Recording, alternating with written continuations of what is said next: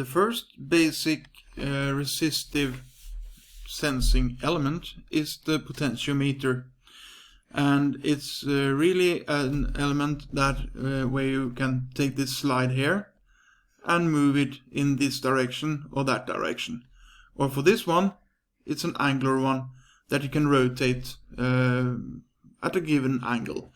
So it's basically a sensor that converts position to resistance. In this case, the position is linear, while in this case the position is an angle. And the interior of this potentiometer is like the one in the figure here, and the interior of this one is like the one in the figure right here. This one here has a maximum angle of 0 to 360 degrees, and in true life a bit less than that.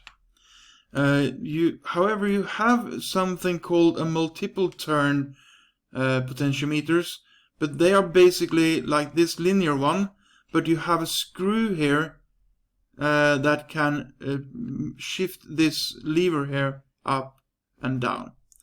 So by screwing on that screw, you change the position of the lever.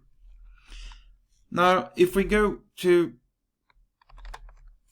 a whiteboard here, what we had in the previous film was that the resistance in a material depends on three elements: R equals rho times L over A. What we are really manipulating here is that we take this one and changes the position of it, and we measure the resistance between these 2 points, for example. What we really do is that we manipulate the L, the length of the resistive material. So we are basically checking how much of the resistive material do we want to use for our resistance. So therefore the resistance is a function of length, and in other words it's a function of the position. The rotational so it's a function of position x, while the rotational potentiometers, they have this straightforward conductor here is now curved. So what you do is that you measure, for example, your resistance between